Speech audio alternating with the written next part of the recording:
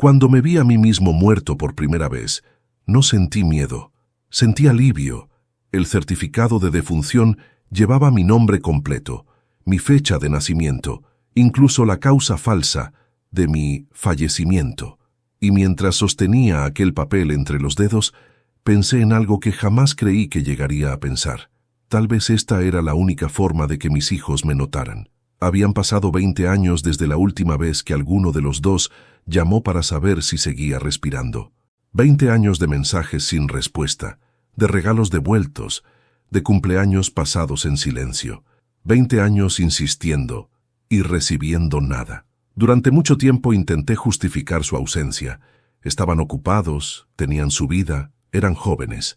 Pero a medida que los años pasaban entendí que no era olvido, era decisión. Ellos habían decidido sacarme de su existencia. Me dolía aceptarlo, pero cuando me veía en el espejo y observaba los surcos de mi rostro, sabía que estaba envejeciendo solo, como un hombre al que habían empujado fuera del mundo.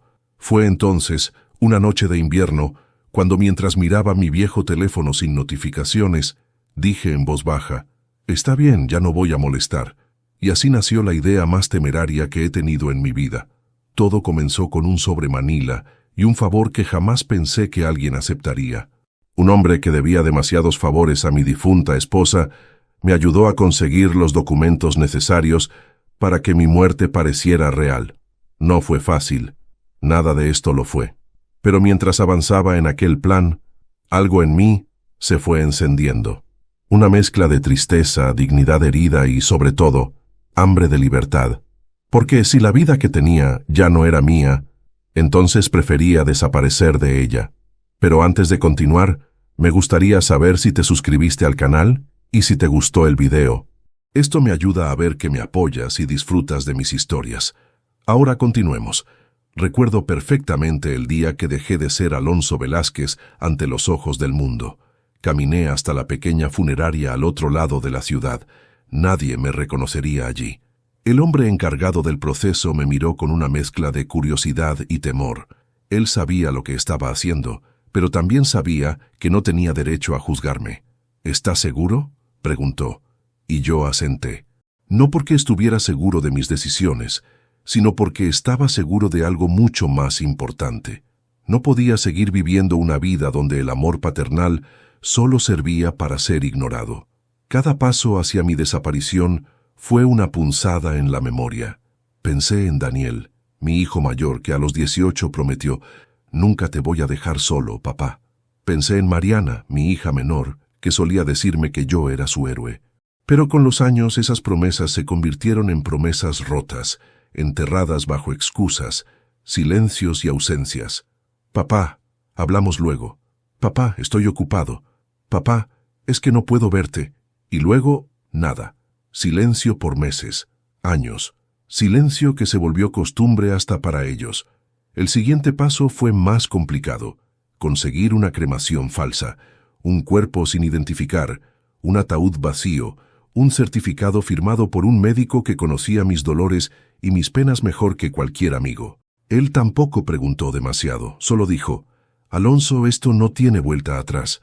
Y yo respondí, «Lo sé, y eso es lo que necesito». Cuando todo estuvo listo, dejé mi casa ordenada, como si fuera a volver después de un viaje corto. Dejé mis herramientas en su lugar, mis libros acomodados, la cama tendida. Miré todo por última vez antes de cerrar la puerta. Pensé en mis hijos, pensé en lo que sentirían cuando recibieran la noticia. Me imaginé a Daniel angustiado, a Mariana llorando, llamando para confirmar. Me imaginé a ambos lamentando los años perdidos, preguntándose por qué no contestaron una llamada más. Me imaginé muchas cosas, demasiadas, pero la verdad fue muy distinta. En mi funeral solo asistió una persona, mi vecino Julián, un anciano al que ayudé a reparar su cerca hace años. Ni mis hijos, ni mis hermanos, ni un solo familiar se presentó. Fue Julián quien me lo contó después. Yo observaba todo desde lejos, escondido detrás de un muro en la funeraria, mientras mi ataúd vacío esperaba ser cremado. Nadie lloró por mí, nadie preguntó por mí, nadie dejó flores. Esa fue la primera vez en mi vida que sentí que ya estaba muerto antes de desaparecer. El proceso terminó al caer la noche. El humo artificial de la cremación falsa se elevó en el aire como una burla silenciosa. Era irónico. Fingía mi muerte para recuperar mi vida, pero en ese momento sentí que estaba enterrando algo mucho más profundo que mi identidad. Estaba enterrando la poca esperanza que me quedaba. Me fui con un nombre nuevo, papeles nuevos, una vida nueva. Durante 6 meses nadie supo de mí, ni mis hijos, ni los pocos amigos que quedaban, ni mis vecinos. Para el mundo, yo había dejado de existir. Pero la vida tiene una forma cruel de revelar verdades que uno no quiere escuchar. Y 6 meses después, cuando regresé a la ciudad con la intención de ver desde lejos a mis hijos, descubrí algo que me heló la sangre, algo que no solo explicaba su abandono de 20 años, sino que también cambiaba por completo la razón por la cual jamás quisieron saber de mí. Y entonces entendí que fingir mi muerte había sido apenas el primer acto de una historia mucho más oscura. No dormí la noche posterior a mi falsa cremación. Me instalé en una habitación alquilada, con paredes húmedas y una ventana pequeña que apenas dejaba entrar la luz. Todo era extraño, como si la realidad estuviera desajustada y yo caminara por un mundo que ya no me pertenecía. Me miré en el espejo roto del baño y no reconocí mis propios ojos. Estaban vacíos, pero no débiles. Estaban en transición. Era como si un viejo Alonso hubiera muerto y uno nuevo, cansado de mendigar amor, estuviera naciendo entre las sombras. La persona que me ayudó con la documentación fue Ernesto, un enfermero jubilado que había trabajado con mi esposa en el hospital. Cuando Ana falleció, él vino a verme varias veces para ver si necesitaba algo. Lo consideré un conocido amable, nada más. Fue él quien un día, después de escucharme hablar sobre mis hijos y su ausencia, dijo suavemente: «Alonso, hay gente que no merece todo lo que damos. A veces, desaparecer es la única forma de que te miren». No imaginé que lo diría en serio, y mucho menos que me apoyaría en algo tan extremo. Ernesto arregló los documentos, habló con un médico que debía favores, consiguió un cuerpo sin identidad que coincidiera lo suficiente conmigo para que nadie dudara. Todo fue hecho con una precisión inquietante. Recuerdo la conversación previa a mi muerte. «Cuando firmes esto, ya no hay vuelta atrás», me advirtió. «Ya no hay vuelta atrás desde hace 20 años, Ernesto», respondí sin levantar la mirada. Él suspiró y puso una mano firme sobre mi hombro. «No estás loco, Alonso. Estás cansado, hay una diferencia. Pero antes de continuar, me gustaría saber si te suscribiste al canal y si te gustó el video. Esto me ayuda a ver que me apoyas y disfrutas de mis historias. Ahora continuemos». La funeraria era pequeña, casi abandonada, perfecta para el anonimato. Allí conocí a Ramírez, un hombre robusto con una voz que parecía arrastrarse por su propia garganta. Fue él quien preparó todo: el ataúd, el informe de cremación, los sellos oficiales. Mientras organizaba los papeles, parecía más preocupado por el olor del formol que por la magnitud de lo que estábamos haciendo. «¿Es usted el difunto?», preguntó con un tono demasiado casual. «Todavía no», le respondí. Él soltó una carcajada ronca. «Bueno, felicidades por adelantado». Afuera, el día de mi funeral, estaba nublado. No hubo discursos, rezos ni lágrimas. Solo Julián, mi viejo vecino, sentado con su bastón mirando el piso. No sabía que yo estaba allí, escondido detrás de un muro lateral, observando cómo mi propia despedida pasaba desapercibida. Sentí una punzada en el pecho, pero no era tristeza, era claridad. Me di cuenta de que si mis hijos jamás habían venido a verme en vida, tampoco lo harían en muerte. Esa tarde, mientras escuchaba el ruido metálico del crematorio preparándose, Ernesto se acercó a mí y dijo: «Esto es lo último, Alonso. Después de hoy serás libre». «¿Libre de qué?», pregunté, aunque ya sabía la respuesta. «De la esperanza», respondió. «Esa suele ser más pesada que el dolor». Cuando el humo comenzó a salir por la chimenea, cerré los ojos. No por miedo, sino por respeto. No estaba quemándose un cadáver, estaba quemándose la parte de mí que se había quedado esperando durante 20 años frente a un teléfono mudo. La parte que enviaba regalos sin recibir un gracias. La parte que justificaba lo injustificable. Esa parte debía desaparecer. La cremación terminó al caer la tarde. Ernesto me entregó una urna llena de cenizas que no eran mías. Para el acta, dijo, tiene que lucir real. La tomé con una mezcla de ironía y tristeza. Nunca creí que sostendría mi propia ceniza. Esa noche me mudé con un nombre falso, Simón Aguilar. Ya no era Alonso Velázquez para el gobierno, ni para el registro, ni para mis hijos, ni para nadie. Caminé por las calles como un fantasma con carne y huesos, invisible, irrelevante para todos excepto para mí mismo. Los siguientes días fueron extraños. No sabía cómo existir sin esperar una llamada que nunca llegaba. De repente tenía tiempo, silencio y una libertad incómoda que me rodeaba como una habitación vacía demasiado grande. Empecé a llevar un diario donde escribía cosas simples. Lo que comía, lo que veía, los sonidos de la calle. Era mi forma de recordar que seguía vivo. Durante esos 6 meses en la sombra, me dediqué a observar a mis hijos desde lejos. A distancia, parecían exitosos, felices, estables. Iban a restaurantes elegantes, publicaban fotos sonriendo, celebraban cumpleaños y ascensos laborales. Ni una mención de mí, ni una visita al lugar donde supuestamente estaban mis cenizas. Nada. Era como si jamás hubiera existido. Fue entonces cuando noté algo extraño. Mi hijo Daniel siempre almorzaba con la misma persona, un hombre delgado de traje oscuro que hablaba con él de forma tensa, como si lo presionara. Mariana, por su parte, evitaba mirar su teléfono durante horas enteras, como si temiera ver algo allí. Cada uno tenía una sombra detrás, un secreto que parecía haberse enquistado mucho antes de mi muerte. La primera pista apareció en una cafetería. Daniel se reunió con el hombre del traje y dijo una frase que me perforó. Yo no quería hacerlo. Me obligaron. No tuve elección. El hombre respondió, tu padre ya no es un problema. Céntrate en seguir pagándonos. Sentí cómo mis rodillas temblaron. ¿Obligaron? ¿Pagarnos? ¿Qué tenía que ver mi hijo con gente así? Fue en ese momento, observándolos desde una mesa apartada, cuando entendí que mi regreso no solo sería un regreso emocional, sino un regreso necesario. Había una verdad enterrada detrás del abandono, una verdad que mis hijos nunca me dijeron, una verdad que no podía ignorar.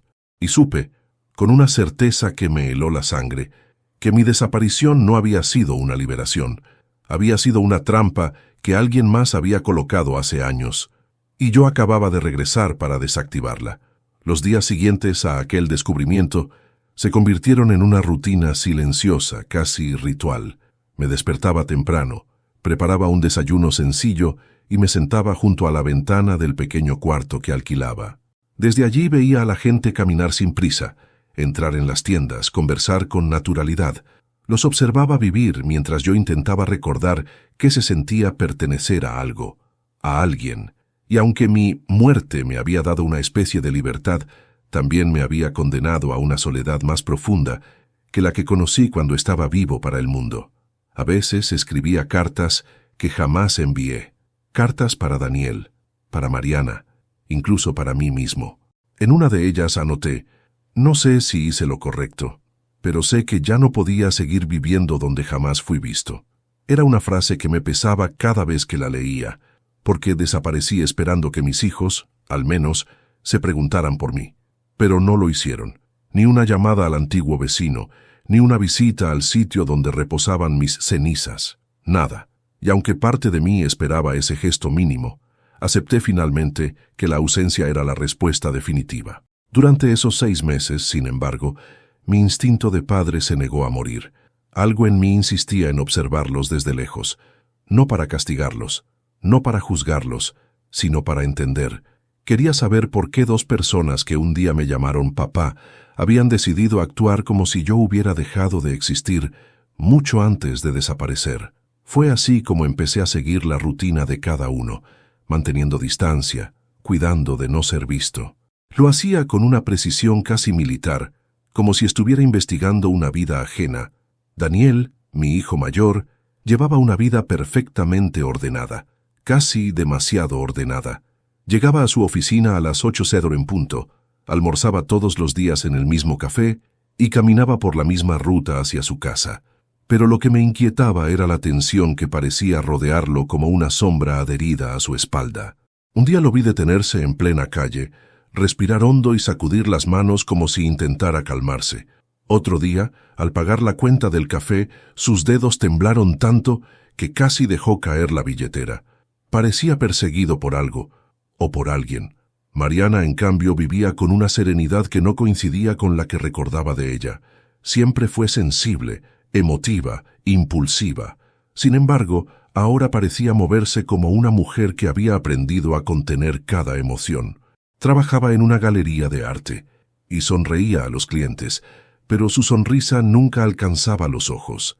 Cada vez que su teléfono sonaba, su cuerpo entero se tensaba, y cuando revisaba mensajes, su respiración se aceleraba apenas un segundo antes de volver a su ritmo normal.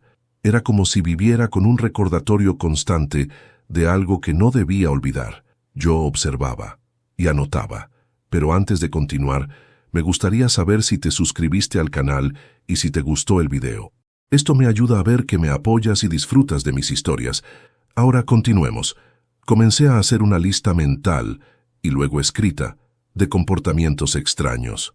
No se trataba ya de comprender por qué me habían abandonado hace tanto tiempo, sino de entender qué o quién los tenía atrapados ahora, porque era evidente que no eran libres. No lo habían sido en mucho tiempo. Un martes por la tarde, vi algo que confirmó mis sospechas.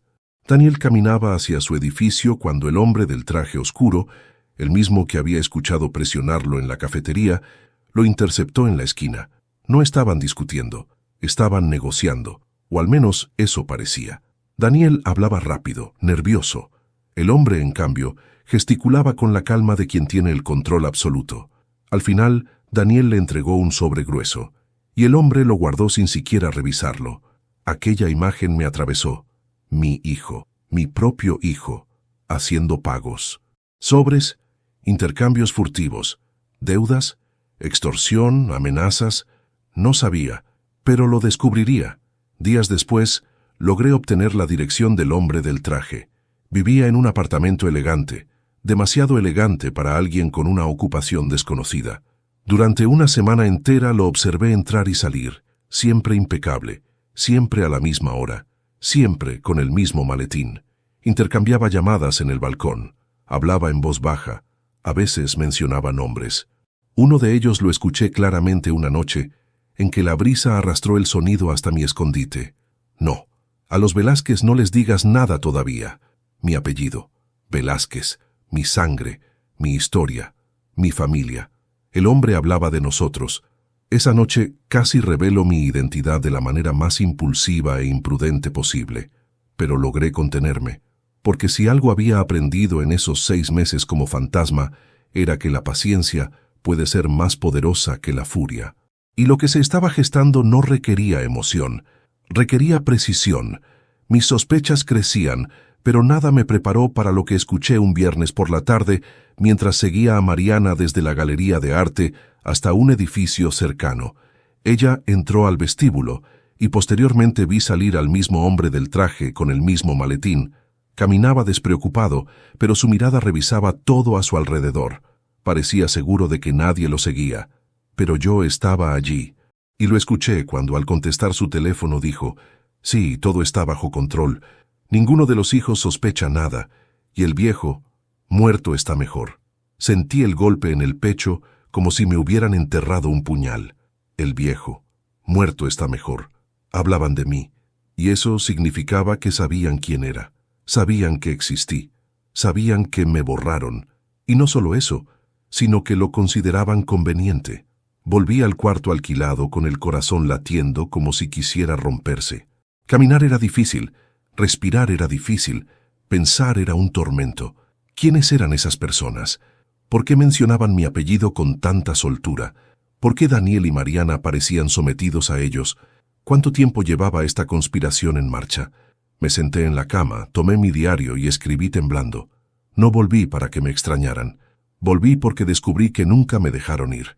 Y esa noche decidí que ya no actuaría como un fantasma. La próxima vez que los viera, no sería desde las sombras, sería frente a ellos, con mi nombre, con mi verdad y con el peso de todo aquello que me habían ocultado durante 20 años. Volver a mi ciudad después de 6 meses fue como caminar dentro de un recuerdo que ya no me pertenecía. Todo estaba igual y a la vez distinto. Los árboles seguían alineados en la avenida principal, pero parecían más altos. Los edificios permanecían firmes, pero parecían más fríos. La gente seguía con prisa, pero ninguna mirada se detenía en mí. Era lógico. Ya no era Alonso Velázquez. Era un fantasma con piel, huesos y un nombre que no significaba nada para nadie. Me instalé en una pensión discreta, a pocas cuadras de donde viví durante 40 años. El dueño, un hombre calvo y amable llamado Teodoro, me dio la llave sin hacer demasiadas preguntas. Quizás estaba acostumbrado a huéspedes que buscaban pasar desapercibidos. Quizás reconoció en mi rostro la expresión de alguien que trae demasiados silencios encima. No lo sé, pero su discreción fue un alivio. Lo primero que hice fue recorrer los lugares donde antes pasaba mis días. La panadería donde compraba el pan caliente, la plaza donde llevaba a mis hijos cuando eran pequeños, la ferretería donde trabajé por más de 30 años.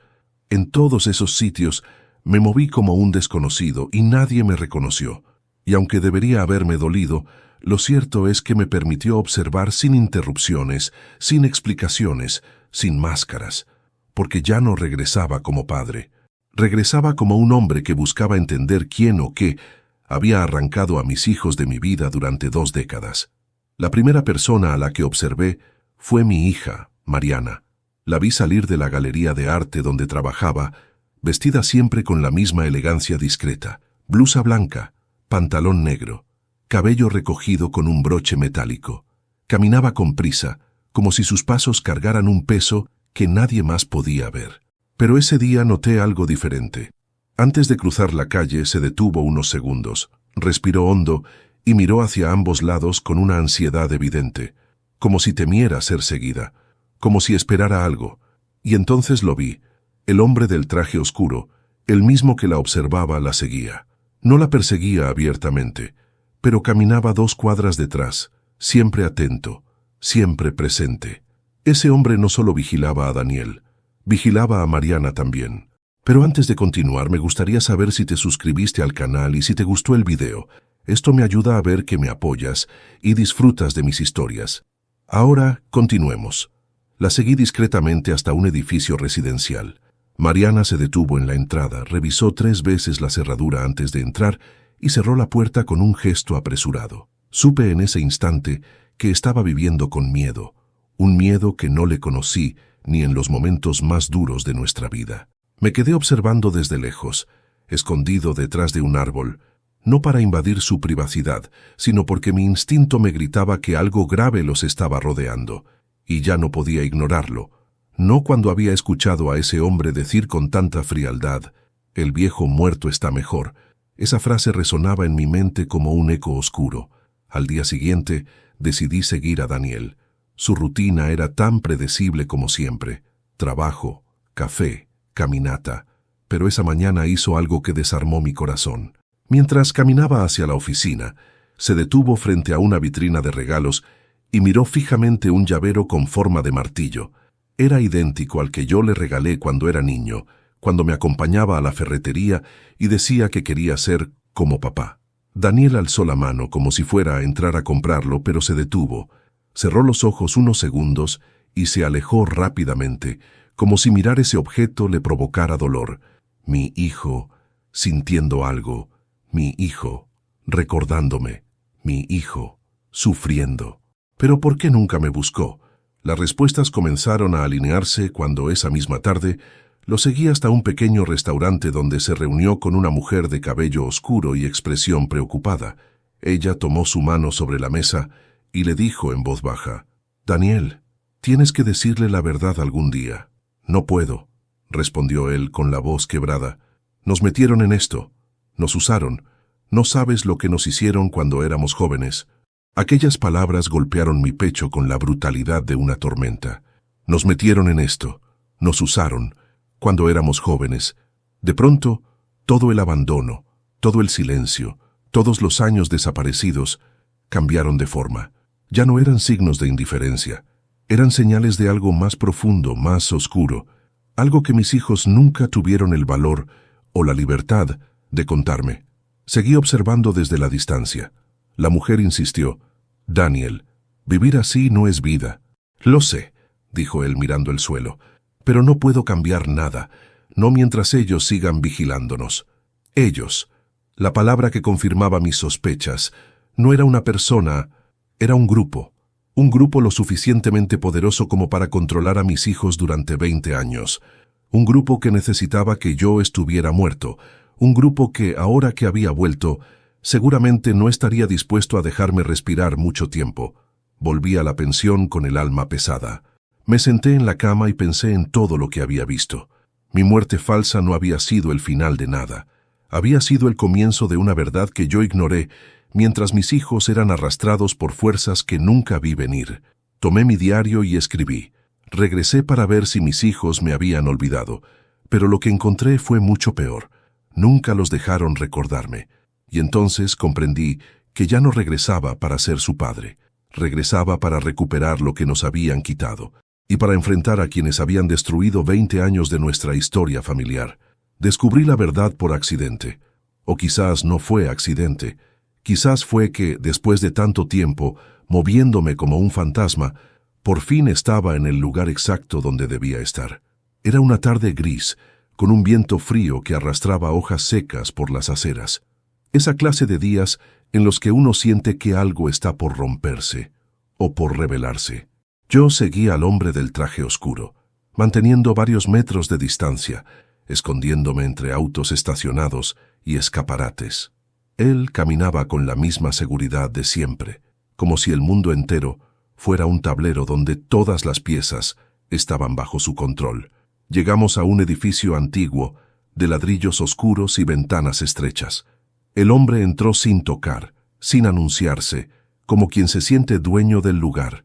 Yo esperé unos segundos antes de acercarme. Las cortinas del primer piso estaban entreabiertas, apenas unos centímetros, pero suficientes para ver lo que ocurría adentro.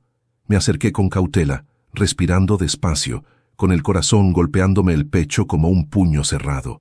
Y entonces los vi, Daniel y Mariana, mis dos hijos, sentados frente al hombre del traje, cabizbajos, como dos niños castigados. El hombre hablaba con una calma que me erizó la piel. Ya tienen muy claro lo que ocurrirá si se salen del plan, decía. Ustedes saben lo que pasó antes. No querrán que se repita. Mariana levantó la vista con los ojos brillosos. Por favor, déjanos en paz. Hemos pagado por 20 años. 20. Ya basta. Él sonrió, una sonrisa delgada y cruel. El pasado no se borra, querida, y menos cuando lo que pasó podría destruir su vida y la de su padre. Mi respiración se detuvo. Destruir mi vida, la de su padre. ¿Qué sabían ellos que yo no sabía? Daniel tomó valor para hablar. Mi padre está muerto. ¿Qué más quieres? Ya hicimos todo lo que pediste. ¿Todo?, repitió el hombre divertido. ¿De verdad crees que con mantenerse lejos de un anciano solucionaron algo?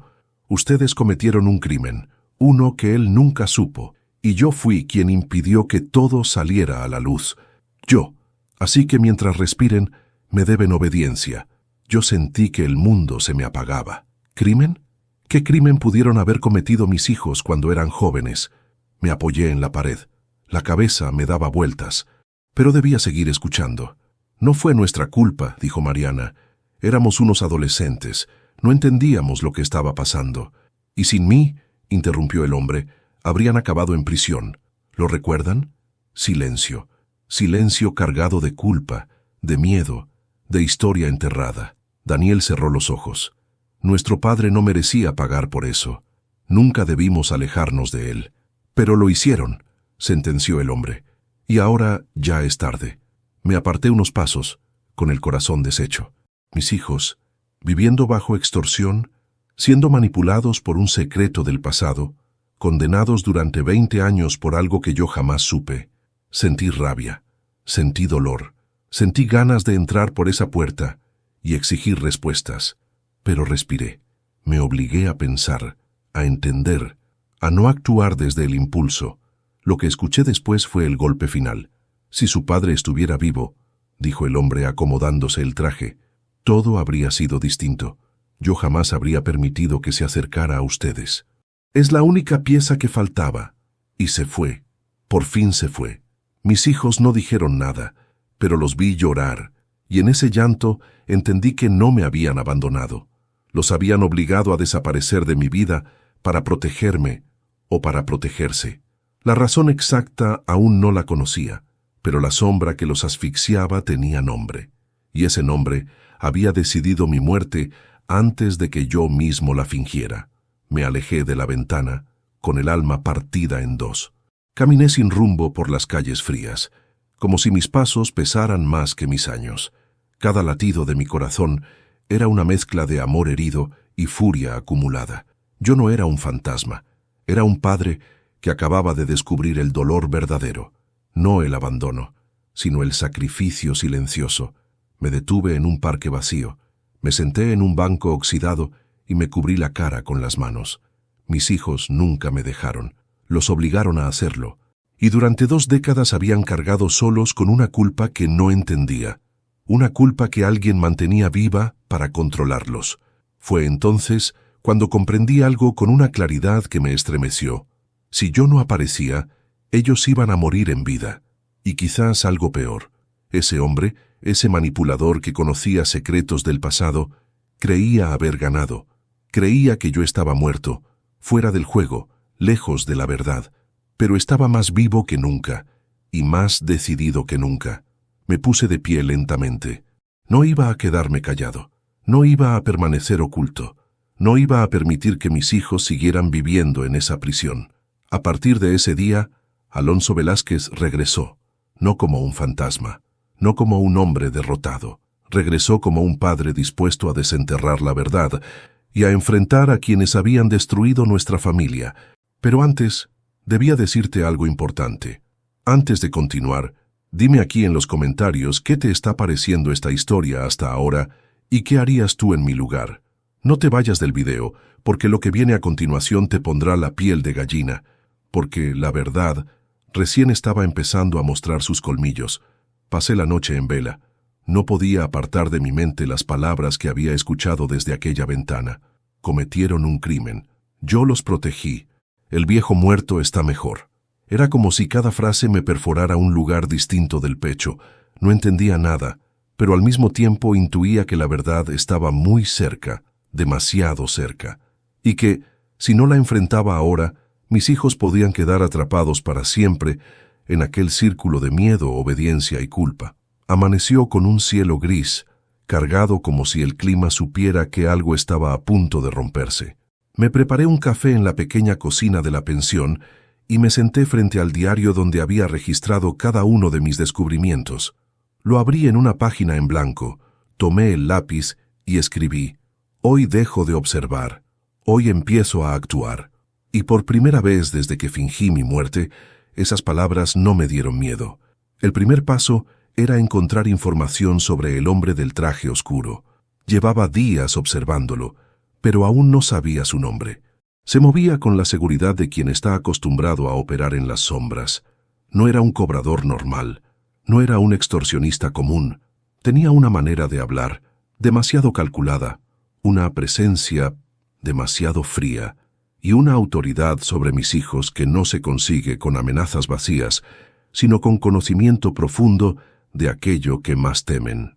Decidí ir al edificio donde lo había visto reunirse con Daniel y Mariana. Era antiguo, con paredes gruesas y puertas de madera sólida. En la entrada, un directorio polvoriento mostraba los nombres de los residentes. Uno en particular llamó mi atención: R. Salvatierra, piso 2, departamento 3. El apellido resonó en algún rincón de mi memoria, pero no lograba ubicarlo. Salvatierra, Salvatierra. ¿Por qué me sonaba? Subí las escaleras con cautela. No podía arriesgarme a que me viera, pero tal vez su puerta me diría algo. Cuando llegué al pasillo, el departamento estaba cerrado, pero lo que vi me dejó helado. Una pequeña placa metálica con un símbolo grabado, un emblema circular con 2 iniciales entrelazadas. No era decorativo. Era una marca, una organización, una señal. Necesitaba pruebas, pruebas que demostraran quién era realmente ese hombre y qué relación tenía con mis hijos. Mientras bajaba las escaleras, escuché una conversación detrás de una puerta entreabierta. «¿Ya te enteraste?», preguntó una voz femenina. «Sí», respondió un hombre. Dicen que Salvatierra está manejando un caso viejo otra vez, algo de una familia Velázquez. Me detuve en seco. Mi apellido seguía apareciendo donde menos lo esperaba. Contuve el aliento para escuchar más. ¿Y para qué quiere reabrir algo tan antiguo? No lo sé. Dicen que ese caso casi arruina su carrera hace 20 años. 20 años. El mismo tiempo que mis hijos dejaron de hablarme. Salí del edificio con un presentimiento oscuro. Lo que había ocurrido 2 décadas atrás no había sido un accidente. Tampoco había sido algo pequeño. Y ese hombre, Salvatierra, había estado involucrado desde el principio. Decidí que era hora de enfrentar el pasado. Fui hasta mi antigua casa. No podía entrar como Alonso Velázquez, pero un fantasma siempre encuentra una rendija. La puerta trasera tenía la misma cerradura vieja que yo había prometido cambiar, y nunca cambié. Una patada suave, y se dio. Sentí un nudo en la garganta al entrar. El olor era diferente. Los muebles habían cambiado, pero las paredes, esas seguían siendo las mismas que escucharon los llantos de mis hijos cuando eran pequeños. Caminé directo al estudio, mi antiguo refugio. Tal vez allí quedaba algún documento, algún recuerdo que me ayudara a conectar piezas. Abrí cajones, busqué entre carpetas, revisé fotos antiguas. Nada. La casa había sido limpiada, ordenada, vaciada de mí. Pero en el último cajón del escritorio encontré un sobre amarillento, escondido bajo una tabla suelta. Un sobre que no recordaba haber visto nunca. Lo abrí. Dentro había una carta, escrita con la letra temblorosa de mi esposa. La fecha era de hace 20 años, justo antes de que mis hijos se alejaran. Alonso, no sé cómo decirte esto sin romperte, pero nuestros hijos están en problemas graves. Cometieron un error que no saben cómo enfrentar. Alguien llamado Salvatierra los está presionando. Dice que si no cooperan, tú pagarás las consecuencias. No te lo dije antes porque tenía miedo. Miedo de perderlos. Miedo de perderte. Haré lo que pueda por protegerlos. Perdóname si guardo esto sola. Mis manos comenzaron a temblar. Ana, mi esposa, lo sabía. Había cargado sola con ese secreto. Mientras yo pensaba que mis hijos me abandonaban sin motivo. Ellos me alejaron para protegerme. Ella guardó silencio para protegerlos. Y Salvatierra los mantuvo bajo su control todos estos años. Sentí una punzada de rabia, de culpa, de amor mezclado con desesperación. Mi familia había sido destrozada por un secreto que jamás me dieron la oportunidad de enfrentar, no por falta de amor, sino por miedo. Guardé la carta en el bolsillo interior de mi chaqueta.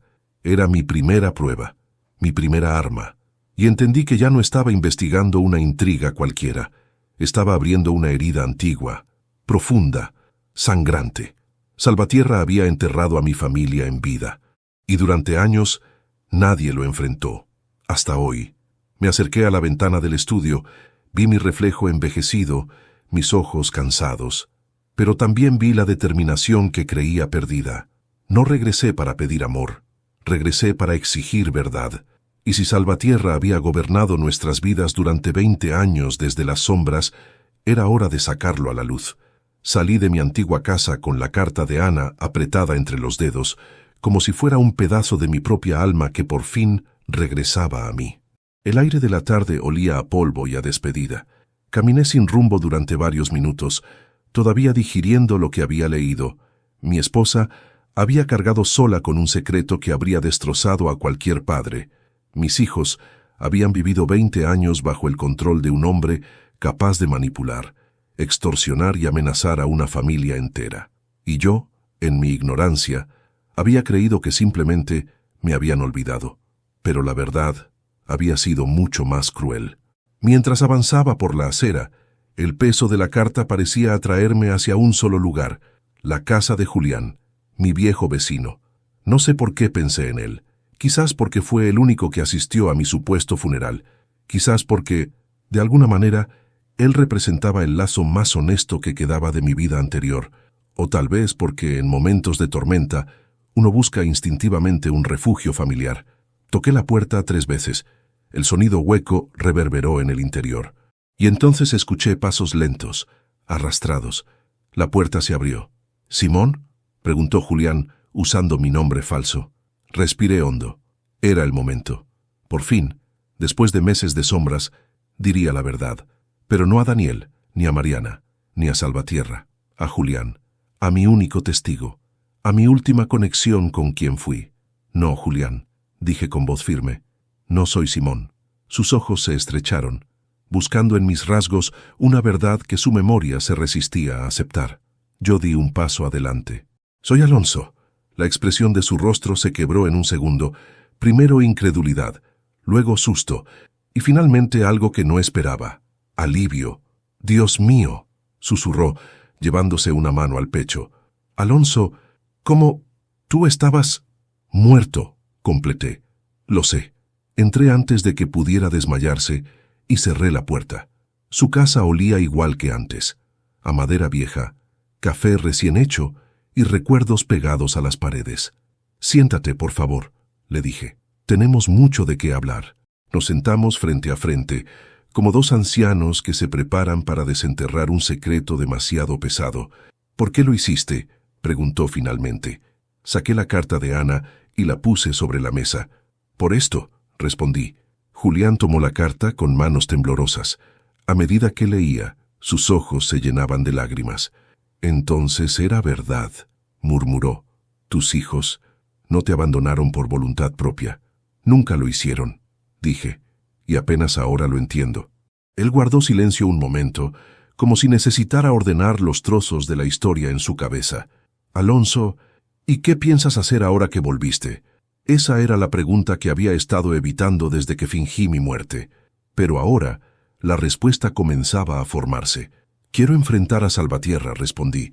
Quiero saber qué crimen cargan mis hijos, por qué los manipuló y por qué creyó que sería mejor que yo estuviera muerto.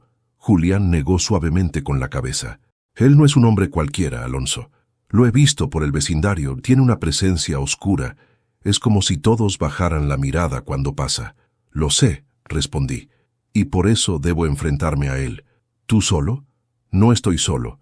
Tengo lo que él no espera, la verdad, y la ventaja de estar muerto para todos menos para ti. Julián sonrió con tristeza. Tu esposa estaría orgullosa. Ese comentario me golpeó. Ana, mi Ana, siempre protegiendo, siempre cargando más de lo que debía. Ella intentó salvarnos, murmuré, pero no pudo con todo y ahora me toca a mí. Julián apoyó su mano sobre la mía. Entonces no te detendré, pero prométeme algo. Cuando todo esto termine, dile a tus hijos que nunca estuviste enojado con ellos. No pude responder. La emoción me cerró la garganta. Se hizo un silencio largo, cómodo, necesario.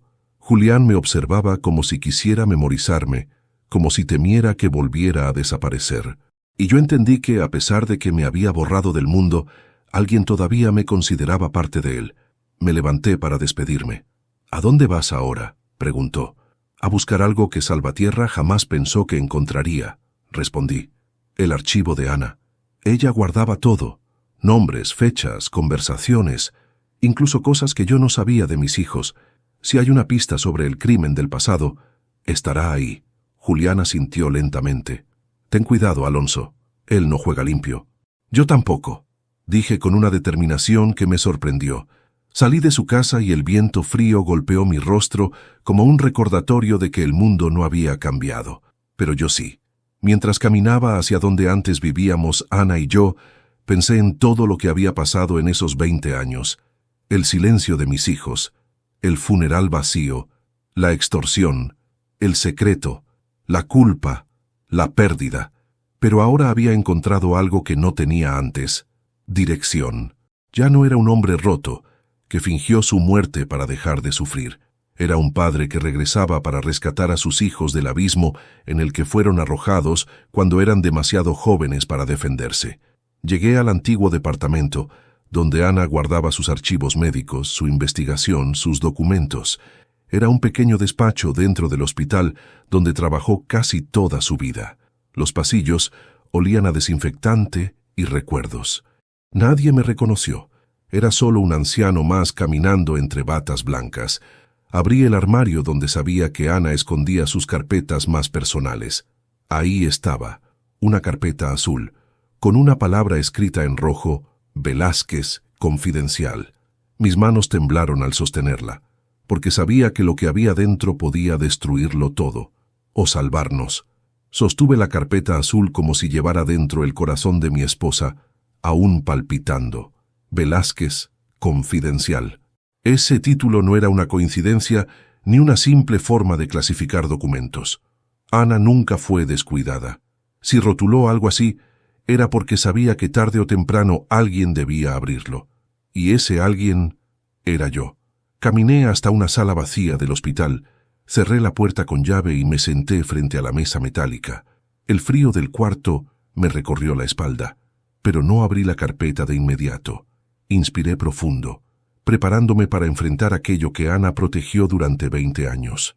La primera hoja era un informe médico firmado por ella misma. Caso Daniel Velázquez, año 2003. Mi corazón casi se detuvo al leer el año. Daniel era un adolescente entonces. Yo había estado trabajando jornadas dobles para pagar las cuentas. No sabía que nuestra familia estaba a punto de quebrarse. Ana describía en el informe un evento traumático, un accidente dentro de un laboratorio escolar donde un compañero resultó gravemente herido. Daniel estaba allí. Y según los registros, también lo estaba el joven Salvatierra. Mi respiración se volvió irregular. Salvatierra había sido amigo de mis hijos. Leí la siguiente hoja. Se sospecha que el joven Salvatierra manipuló los químicos que causaron la explosión. Daniel intentó quitarle la botella antes del incidente. Mariana presenció la discusión. Ninguno de los jóvenes desea hablar del tema. Era peor de lo que imaginé. Pasé a la tercera hoja. Padre del joven Salvatierra propone silencio a cambio de no presentar cargos. Advierte consecuencias graves si se hace público. Amenaza velada hacia la familia Velázquez. Cerré los ojos con fuerza. Mi familia había sido chantajeada durante 20 años, porque mis hijos quisieron impedir una tragedia generada por otro. Ellos no cometieron un crimen. Intentaron evitarlo. Pero antes de continuar, me gustaría saber si te suscribiste al canal y si te gustó el video. Esto me ayuda a ver que me apoyas y disfrutas de mis historias. Ahora continuemos. El siguiente documento era una carta sin enviar. La letra era de Ana, más temblorosa de lo habitual. Alonso, no te digo nada porque temes perder tu trabajo. Temes no poder protegernos. Y yo temo por nuestros hijos. Salvatierra volvió a buscarlos. Dice que Daniel debe cargar con la culpa. Dice que Mariana vio de más. No puedo arriesgar tu vida. Por eso no intervienes. Perderte sería peor que cargar con este silencio. Lágrimas calientes nublaron mi vista. Ana no me ocultó la verdad por falta de confianza, sino por amor. Ella intentó salvarnos de un enemigo que tenía poder, contactos, ambición y ningún pudor. Leí los últimos documentos rápidamente, como si temiera que se desintegraran entre mis dedos, pruebas de extorsión, nombres de personas que protegían a la familia Salvatierra, notas de reuniones clandestinas, advertencias directas hacia mis hijos. Entonces lo entendí todo. El hombre del traje oscuro era el mismo joven Salvatierra, ahora adulto, poderoso, conectado. Había heredado la corrupción de su padre y la había perfeccionado, y durante 20 años había mantenido a mis hijos atrapados en una culpa que no les correspondía. Los hizo creer que ellos eran responsables de un accidente que él mismo causó, y usó ese miedo para controlarlos, y para asegurarse de que jamás se acercaran a mí. La carpeta azul contenía lo necesario para destruirlo, y también lo necesario para liberar a mis hijos. Salí del hospital con decisión. Sabía exactamente a dónde debía ir, a la galería donde trabajaba Mariana. Ella terminaba su turno a las 7 de la tarde. Llegué antes y esperé afuera, oculto entre los autos estacionados. Cuando la vi salir, apretando su bolso contra el pecho, supe que el miedo aún vivía dentro de ella. Di un paso adelante. Mariana. Ella se detuvo. Su rostro palideció. Sus ojos se llenaron de un terror inexplicable. No puede ser, susurró. Papá, ¿eres tú? No tuve tiempo de responder. Ella corrió hacia mí y me abrazó con una fuerza desesperada, como si temiera que me esfumara frente a sus ojos. Papá, sollozó, tú estás muerto. Yo lo vi. Vi las llamadas, los papeles. La sostuve en silencio mientras su cuerpo temblaba. No estoy muerto, hija, dije suavemente. Y lo siento por no haber estado. Lo siento por no haber visto tu dolor. Pero ya es suficiente silencio. Ya es suficiente miedo. Ella se separó un poco con lágrimas recorriendo su rostro. Nosotros no queríamos dejarte, papá. Él dijo que si tú intervenías, te matarían, que tú eras el objetivo si hablábamos. Apreté los dientes con rabia contenida. Lo sé, por eso estoy aquí. Le mostré la carpeta azul. Ella la reconoció al instante. Esa carpeta, mamá la escondió, y ahora es nuestra arma, dije. ¿Nuestra? Asentí. No voy a enfrentar esto solo. Y tampoco te voy a dejar sola nunca más. Antes de que pudiera decir algo más, una voz apareció detrás de nosotros. Qué conmovedor, Alonso, resucitar solo para arruinarlo todo. Era él, Salvatierra, de pie bajo la luz del farol, con las manos en los bolsillos y una sonrisa de depredador. Mariana se aferró a mi brazo temblando. Papá, vámonos. Pero yo no retrocedí. Di un paso adelante. Esta vez no, hija. Esta vez vamos a poner fin a esto. Salvatierra rió. Siempre tan valiente, Alonso. Lástima que ya no tienes nada que perder, excepto a tus hijos. Otra vez. Sus palabras eran cuchillos, pero ya no sangraba. Le mostré la carpeta azul. Por primera vez, su expresión cambió. ¿Qué es eso?, dijo con un tono que no logró disimular del todo la preocupación. Tu final, respondí. El silencio que siguió fue el preludio perfecto para lo que vendría, porque esa noche la verdad ya no podía esconderse, y Salvatierra tampoco. La sonrisa de Salvatierra se desvaneció en cuanto vio la carpeta azul. Pude notar el cambio exacto en su expresión. Primero incredulidad, luego tensión, y finalmente algo parecido al miedo, aunque intentó ocultarlo detrás de su soberbia habitual. Mariana, aferrada a mi brazo, respiraba entrecortado, como si cada segundo enfrentando a aquel hombre le arrancara un trozo de vida. Pero yo estaba calmado, más calmado que nunca, porque por primera vez la ventaja estaba de nuestro lado. ¿Qué crees que vas a hacer con eso?, preguntó Salvatierra dando un paso hacia mí. Levanté la carpeta apenas unos centímetros. Lo que debía ser hace 20 años, respondí. Su mandíbula se tensó. ¿Sabes que reabrir ese caso podría destruir a tus hijos? No, lo interrumpí. Lo que destruirá a mis hijos es seguir viviendo bajo tus amenazas. Lo que los salvará es que la verdad salga a la luz. Salvatierra soltó una carcajada vacía, falsa, nerviosa.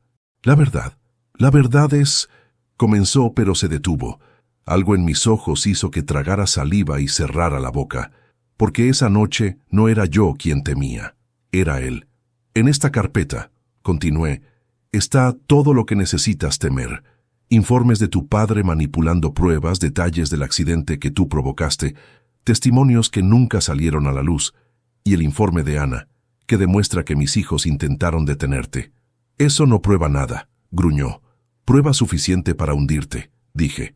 Y más importante aún, para liberar a mis hijos de ti. Mariana lloraba en silencio. No era miedo, era alivio. Salvatierra dio un paso más, su voz un susurro agresivo. No vas a ir a la policía. No te van a creer.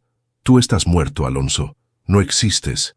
No tienes identidad, no tienes derechos. Sonreí levemente. Me subestimas si crees que ese es un obstáculo. Él frunció el ceño. ¿Qué hiciste? Lo que cualquier hombre con tiempo, dolor y voluntad de proteger a su familia haría, respondí sin apartar la mirada. Antes de venir aquí, visité a un viejo abogado amigo de mi esposa, un hombre que sí está dispuesto a reabrir el caso, y que ya tiene copia de todo lo que hay en esta carpeta. La máscara de Salvatierra se quebró por completo. ¿Qué? Y no solo eso, agregué. También envié otra copia a un periodista de investigación. Uno de esos que aman exponer a familias poderosas. ¿Te suena el apellido Salvatierra en un titular? Mariana tomó aire bruscamente. Yo mantuve la mirada fija en él. No puedes hacer eso, balbuceó. Ya lo hice. Su respiración se volvió errática. La seguridad que lo envolvía como un traje a la medida comenzó a resquebrajarse. Ese hombre, que había controlado a mis hijos durante 2 décadas, de pronto parecía pequeño. Mariana habló entonces con una voz que no le había escuchado nunca. Nos robaste la vida, le quitaste a mi padre 20 años, nos hiciste creer que éramos culpables, nos separaste, nos hiciste mentirle a todos, y ahora ¿Tú tienes miedo? Salvatierra retrocedió. Por primera vez. Yo di un paso adelante, no con furia, con dignidad. ¿Sabes qué es lo más curioso de todo esto, Salvatierra? Pregunté. Fingí mi muerte para escapar del dolor, pero ese acto me permitió ver la verdad. Me permitió ver a mis hijos siendo torturados en silencio, mientras tú jugabas con sus vidas.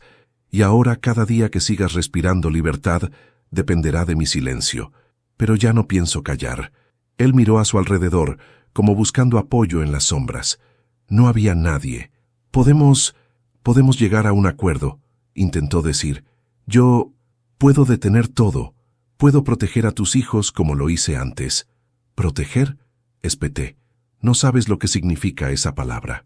La protección verdadera es la que se da sin cadenas, la que se da con amor. Y tú no sabes lo que es el amor. Solo sabes manipular, destruir, someter. Salvatierra se llevó las manos al pelo, desesperado. No entiendes, Alonso. Si esto se sabe, yo pierdo todo. Mi trabajo, mis contactos, mi reputación, mi vida. Entonces estamos empatados, dije con frialdad, porque tú nos quitaste la nuestra. Mariana apretó mi mano. Entonces supe que ya no tenía miedo, que estábamos juntos en esto, que por primera vez en 20 años éramos padre e hija del mismo lado del muro. Yo guardé la carpeta bajo mi brazo. La policía te busca desde esta mañana, le informé. Fui yo quien presentó la denuncia. Dijiste que yo estaba muerto, ¿no? Pues un muerto acaba de revivirte todos tus pecados. Él abrió la boca, pero no salió sonido alguno. Solo jadeos. Tienes hasta medianoche, continué, para entregarte. Si no lo haces, las copias que envié serán publicadas. Y créeme, la caída será más dolorosa si intentas resistirla. Esto es una locura. No, corrigí. Esto es justicia. Hubo un silencio largo, tan largo que pude escuchar el temblor en el cuerpo de Salvatierra. Y entonces, algo se rompió dentro de él. Algo invisible, algo que lo había sostenido durante años. Un poder basado en el miedo. Se desplomó contra la pared, sin dignidad alguna. Por favor, Alonso, por favor, no lo hagas. Sus lágrimas no provocaron compasión en mí, provocaron cierre. Mariana habló por última vez. Lo que nos hiciste lo tendrás que enfrentar. Mi padre volvió y tú, se acabó para ti. Yo toqué su hombro suavemente. Vámonos, hija. Él ya no puede hacernos más daño. Nos alejamos, dejando atrás a aquel hombre que durante 2 décadas había sido gigante en nuestras vidas. Ahora era solo un hombre más, quebrado, derrotado, pequeño, y mientras caminábamos hacia la luz del farol, entendí que mi venganza no había sido destruirlo, había sido devolvernos la vida. Salí junto a Mariana de aquel callejón, dejando atrás a Salvatierra hundido en el miedo que él mismo había sembrado durante 2 décadas. La noche era fría, pero por primera vez en mucho tiempo sentí que podía respirar sin que el aire me quemara por dentro. Ese hombre, que durante años había sido una sombra oscura sobre la vida de mis hijos, ya no tenía poder. Su amenaza se había desmoronado ante la verdad que llevábamos en nuestras manos. Caminamos en silencio unos minutos, como si nuestras almas necesitaran ese intervalo para asimilar que algo enorme acababa de romperse, o liberarse. Mariana apretaba mi brazo con fuerza. A veces me miraba de reojo, como queriendo asegurarse de que yo realmente estaba ahí, de que no era un sueño más de los muchos que debió tener pidiendo que su padre volviera. Yo también la miraba. Había crecido, se había endurecido, pero en ese momento tenía los ojos de la niña que un día corrió hacia mí con un dibujo diciendo, «Papá, te quiero». Y supe que ese amor nunca se había apagado. Lo habían obligado a esconderse en un rincón donde pudiera sobrevivir. «¿Vamos a ver a Daniel?», preguntó finalmente con voz suave pero decidida. Asentí sin dudar. «Sí, es momento de que sepa que estoy vivo y que todo esto comienza a terminar». Fuimos caminando hasta su edificio. Las luces del lobby iluminaban la entrada como si nos estuvieran esperando. Mariana temblaba, no de miedo, sino de emoción contenida. Yo, en cambio, sentía un nudo en la garganta. No sabía cómo reaccionaría mi hijo. No sabía si me abrazaría o se desmoronaría. Tal vez ambas cosas. Lo único seguro era que ya no habría más secretos entre nosotros. Mariana llamó al portero, quien la reconoció al instante y nos abrió la puerta. Subimos al segundo piso. El pasillo estaba silencioso, salvo por el sonido lejano del televisor de algún vecino. Cuando llegamos frente a la puerta de Daniel, Mariana respiró hondo. «Papá, ¿estás listo?» «Nunca lo estuve», respondí con sinceridad, «pero es momento de estarlo». Ella tocó la puerta. Una vez, 2 veces. El sonido de pasos se acercó desde el interior. La cerradura giró lentamente, y entonces él apareció. Daniel se quedó petrificado. Primero miró a su hermana, luego sus ojos se posaron en mí. Parpadeó como si su mente se negara a aceptar la imagen. Después retrocedió un paso, llevó una mano a su boca y su cuerpo entero comenzó a temblar. «No», susurró con la voz quebrada. «No, esto no puede. Tú, papá, tú estás...» «Estoy vivo, hijo», dije, dando un paso hacia él. El llanto que había contenido durante 20 años salió de golpe. Daniel se lanzó hacia mí y me abrazó con una fuerza indescriptible, como si temiera que si aflojaba un poco, yo me desvanecería de nuevo. «Lo siento, papá. Lo siento tanto, tanto, tanto», repetía una y otra vez ahogado por los sollozos. Yo cerré los ojos y lo abracé igual de fuerte. Ahí estaba mi hijo, mi niño, el que pensé que me había olvidado. «No tienes nada que disculparte», le dije con la voz temblorosa. «Yo debí haber visto lo que pasaba. Debí haber estado para ustedes». Mariana se unió al abrazo. Los 3 nos quedamos así, sostenidos por un amor que sobrevivió a la mentira, al miedo y al tiempo. Después de unos minutos entramos al departamento. Daniel se secó las lágrimas como pudo y nos pidió que nos sentáramos. Hacía años que no veía su sala, más pequeña de lo que imaginaba, más vacía también. Sobre la mesa había sobres, documentos y un cuaderno lleno de anotaciones. El mismo cuaderno donde mi hijo parecía haber intentado encontrar una salida al infierno en el que vivían. «Necesito contarte todo», dijo, sentándose frente a mí. «Necesito que escuches lo que realmente pasó hace 20 años. Ya sé parte», respondí mostrándole la carpeta azul, «pero necesito escucharlo de ti». Él asintió, tragando saliva. «Todo comenzó aquel día del laboratorio», empezó. «Salvatierra. Él era un chico brillante, pero arrogante, peligroso, manipulaba a todos. Ese día trajo un químico que no debía estar allí. Dijo que quería hacer una demostración especial.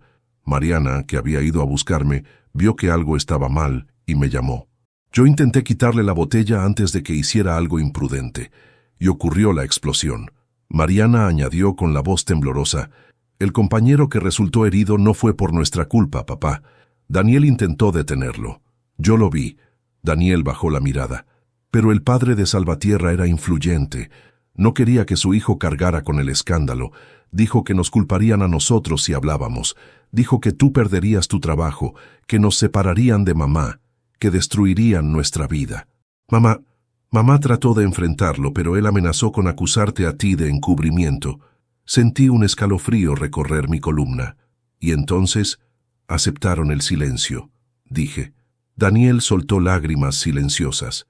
«No queríamos perderte, papá. Éramos adolescentes. Estábamos aterrados y él nos dio órdenes durante años. Nos decía que teníamos que obedecer para que no reabrieran el caso, para que tú no supieras nada, para que no te metieras. Dijo que si te manteníamos lejos, estarías a salvo». Respiré hondo. Era mucho, demasiado. «Yo pensé que ustedes me habían olvidado», dije despacio. «Pensé que simplemente siguieron su vida». Daniel negó con fuerza. «Papá, yo quería ir a buscarte tantas veces, pero cada vez que lo intentaba, aparecía alguien vigilándome. Salvatierra tenía ojos en todas partes. Nos tenía atrapados. Cuando mamá murió, creí que todo empeoraría. Y empeoró. Él dijo que ahora tú estabas solo, que si te acercábamos a nosotros, te destruiría». Mariana apretó mi mano. «Papá, nunca fue falta de amor, fue miedo y culpa, y él nos tenía convencidos de que si te acercábamos, te perderíamos para siempre». Yo cerré los ojos. Necesitaba un momento para absorber cada palabra. Mis hijos no me abandonaron. Mis hijos fueron víctimas. Mi esposa cayó para protegerlos y yo desaparecí para no sufrir más, sin saber que ellos ya estaban sufriendo por mí. «Ya no tendrán que tener miedo», les dije finalmente. «Salvatierra se entregará, o lo hundiremos con las pruebas. Daniel miró la carpeta con una mezcla de esperanza y temor. ¿Qué hay ahí, papá? La verdad, respondí. La que tu madre guardó todos estos años. La que nos permitirá recuperar lo que nos quitaron. En ese momento sonó el teléfono de Daniel. Todos nos tensamos. Él miró la pantalla y palideció. Es Salvatierra. Mariana me miró con terror. ¿Qué hacemos, papá? Yo extendí la mano. Dámelo. Daniel me entregó el teléfono. Contesté sin dudar. Habla Alonso Velázquez. Hubo un silencio helado al otro lado. Luego su voz quebrada. No tenías derecho a volver. No tenía derecho a morir por tus mentiras, respondí. Te di hasta medianoche. ¿Qué has decidido? No, puedo perderlo todo. Ya lo perdiste, dije con calma. Lo que te queda ahora es elegir cómo vas a caer. Si te entregas, enfrentarás la justicia con algo de dignidad. Si no, disfrutarás de verte en todos los noticieros del país. Escuché su respiración acelerada, desesperada. Alonso, por favor, mis hijos ya no son tus víctimas, sentencié. Y yo ya no soy tu silencio. Colgué. El eco de mis palabras llenó el departamento. Daniel me miraba con una mezcla de orgullo y alivio. Mariana sostenía mi brazo, como si acabara de recuperar algo que había estado buscando toda su vida. Entonces hice algo que no planifiqué, algo que salió del corazón. Me levanté y abracé a mis hijos. Ya está, hijos míos, ya está, murmuré. Esta vez no nos separarán más. Lloramos los tres. Lloramos por lo perdido, por lo robado, por lo sobrevivido, pero sobre todo, lloramos porque nos volvíamos a encontrar. A la mañana siguiente, Salvatierra se entregó. Las noticias estallaron. Los reportajes cayeron uno tras otro. Su apellido, antes símbolo de poder, se convirtió en sinónimo de corrupción. Yo, en cambio, recuperé algo que creí imposible: mi nombre. Con ayuda del abogado de Ana, mi identidad fue restaurada. Legalmente, volví a existir. Pasaron semanas de trámites, declaraciones, entrevistas, reconstrucciones del caso. Pero durante cada minuto de ese proceso, mis hijos estuvieron conmigo. Y yo estuve con ellos. Comíamos juntos, caminábamos juntos, hablábamos de cosas que debimos hablar 20 años atrás. Era como si la vida, después de tanta oscuridad, finalmente nos permitiera respirar luz. Una tarde, mientras estábamos los tres en un café, Daniel dijo: «Papá, ¿nos perdonas?» Yo los miré, a ambos, a mis dos niños convertidos en adultos heridos. «No tengo nada que perdonar», respondí. «Tengo todo que agradecer, porque pese a todo, siguen siendo mis hijos, y yo sigo siendo su padre». Mariana sonrió entre lágrimas. «¿Y ahora qué, papá?» Miré el cielo. Un cielo claro, perfecto, como si hubiera estado esperándonos. «Ahora», dije, «empezamos de nuevo, y por primera vez en 2 décadas». Los tres lo creímos. Cuando miro hacia atrás y repaso todo lo vivido, aún me cuesta creer que sigo aquí, respirando, sintiendo, caminando al lado de mis hijos como si la vida hubiera decidido regalarme una segunda oportunidad después de tantos años perdidos. No sé si fue el destino, la fuerza de Ana desde donde esté, o simplemente la necesidad humana de encontrar la verdad, pero algo me trajo de vuelta, algo más grande que el miedo que me llevó a desaparecer. Y ahora, sentado frente a la mesa del comedor del hogar de Daniel, observando cómo él y Mariana discuten sobre quién debe preparar el café, me doy cuenta de que no volví buscando justicia, volví buscando paz, y aunque todavía queda un largo camino, por primera vez en mucho tiempo siento que estoy cerca de encontrarla. A veces me sorprendo mirando el reloj, esperando que aparezca el dolor en el pecho que me acompañó tantos años. Ese dolor de padre que se siente olvidado, ignorado, desechado sin explicación, pero ya no está. O quizá está, pero en un lugar distinto, más suave, como un susurro que me recuerda que sobreviví a algo que no muchos hombres habrían soportado. Mis hijos no me abandonaron por falta de amor, me abandonaron por miedo, y aunque ese miedo nos separó, también nos salvó. De no haber sido por él, quizá hoy no estaría sentado aquí, viendo a mis hijos discutir por la cantidad de azúcar como si fueran niños otra vez.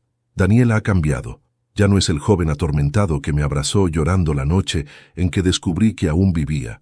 Ahora camina más erguido, respira más hondo, mira directamente a los ojos sin temer que alguien lo esté vigilando. Mariana también cambió. Su mirada, antes temblorosa, ahora tiene un brillo que parecía apagado para siempre. Ambos se están reconstruyendo ladrillo por ladrillo, después de vivir 20 años bajo la sombra de un hombre que manipuló sus vidas. Pero la verdad es que yo también estoy cambiando. Me estoy reconstruyendo. Al principio pensé que volver sería simple. Denunciar, enfrentar, reparar. Pero nunca imaginé lo difícil que sería aprender a explicar mi ausencia. Cómo decirles que fingir mi muerte no fue un acto de cobardía, sino de desesperación. Cómo admitir que mi dolor me cegó, que mi soledad me llevó a creer que era mejor desaparecer del mundo antes que aceptar que mis hijos no me querían. Hoy entiendo que me equivoqué, que ellos siempre me quisieron, que siempre me necesitaron, solo que no podían alcanzarme desde dentro del laberinto en el que estaban atrapados. No hay día que no piense en Ana. A veces la imagino sentada en el sillón viejo de nuestra casa, con esa expresión serena que tenía cuando trataba de ocultar que estaba preocupada. Ella llevó sola el peso de un secreto que ninguna madre debería soportar. Intentó proteger a nuestros hijos y también a mí, sabiendo que cualquier paso en falso podía destruirnos. Me pregunto, ¿cuántas veces lloró en silencio? ¿Cuántas noches se quedó despierta imaginando cómo escaparía su familia de la red que los atrapaba? Y aunque ya no puedo decírselo, espero que donde sea que esté, pueda ver que cumplí lo que ella no pudo terminar, que su valentía no fue en vano. He pasado días completos revisando la carpeta azul, no porque dude de lo que contiene, sino porque cada documento es una pieza del rompecabezas que nos mantuvo separados tanto tiempo. Las amenazas de Salvatierra, las declaraciones ocultas, las presiones de su padre, los informes falsificados, pero también las notas de Ana, los intentos fallidos de mis hijos de acercarse a mí, las señales que nunca supe ver. Esa carpeta ya no es un arma. Ahora es un recordatorio de lo frágil que puede ser una familia si el silencio se impone sobre la verdad. La justicia avanza lenta, como siempre. Salvatierra está detenido, y aunque seguramente intentará negociar, su caída ya es pública e inevitable. Sus socios se están alejando de él como ratas de un barco hundido. Sus influencias ya no lo protegen, y aunque su destino no es algo que me dé satisfacción, sí me da alivio, porque finalmente mis hijos podrán vivir sin su sombra, sin su voz manipuladora en sus cabezas, sin el peso de una culpa que nunca les perteneció. En cuanto a mí, estoy aprendiendo a vivir otra vez. A veces me miro al espejo y no reconozco al hombre que veo, pero no porque esté envejecido, sino porque estoy cambiando por dentro. He vuelto a sentir hambre por la vida. He vuelto a sentir curiosidad por las cosas sencillas. He vuelto a reír sinceramente. Y aunque no tenga una casa propia ni un rumbo fijo aún, tengo algo mejor. Tengo a mis hijos. Tengo un lugar donde puedo entrar sin sentir que no pertenezco. Tengo una mesa donde puedo sentarme y ser escuchado. Tengo una familia rescatada del silencio. Hace unos días Daniel me preguntó si quería quedarme a vivir con él mientras ponía mi vida en orden, como dijo. Me reí, no por burla, sino porque me conmovió profundamente. Le respondí que no quería ser una carga. Él se levantó de la mesa, se acercó a mí y puso las manos sobre mis hombros. Papá, dijo, tú nunca fuiste una carga. Lo que pasó no fue culpa tuya. Déjanos compensarte ahora. No supe qué decirle. Solo lo abracé. Mariana, por su parte, me invitó a su galería para mostrarme sus últimas obras. Caminé entre los cuadros y cada trazo, cada sombra, cada color contaba una historia que yo no había podido ver crecer. Se detuvo frente a un lienzo en tonos azules y me dijo, «Este lo pinté pensando en ti, papá, en lo que significabas para mí aunque no pudiera verte». Y por primera vez en mucho tiempo lloré sin miedo, sin vergüenza. Lloré porque entendí que mis hijos nunca dejaron de amarme. No sé cuánto tiempo me queda en este mundo. Soy un hombre de 69 años que vivió más de 2 décadas con un corazón roto. Pero ahora ese corazón está reparándose. Y mientras late, quiero dedicar cada día a reconstruir lo que perdimos. Quiero escuchar las historias de mis hijos, acompañarlos en sus luchas, celebrar sus victorias, sostenerlos en sus caídas. Quiero honrar la memoria de Ana, siendo el hombre que ella creyó que yo podía ser. A veces camino por la ciudad y observo a las familias pasar, padres llevando a sus hijos de la mano, adolescentes discutiendo con sus madres, abuelos mirando desde una banca, y pienso en lo fácil que es dar por sentado un abrazo, una palabra, una presencia. Yo estuve muerto para el mundo durante 6 meses, pero muerto para mis hijos durante 20 años. Y ahora que estoy vivo otra vez, no pienso desperdiciar ni un solo minuto. Esta historia no termina con venganza, no termina con castigo. Termina con una familia que se negó a desaparecer. Termina con un hombre que creyó haberlo perdido todo, pero que recuperó lo más importante, a sus hijos. Y quizá, con suerte, también recuperará la paz que se le arrebató hace tanto tiempo. La vida aún no ha terminado para mí, y mientras camine sobre esta tierra, prometo no volver a esconderme nunca más. Gracias por escuchar mi historia. Si te conmovió, te invito a suscribirte al canal, darle me gusta al video y dejar un comentario contándome desde qué ciudad nos ves, qué te pareció esta historia y qué habrías hecho tú en mi lugar. Soy Alonso Velázquez, y esta fue mi historia.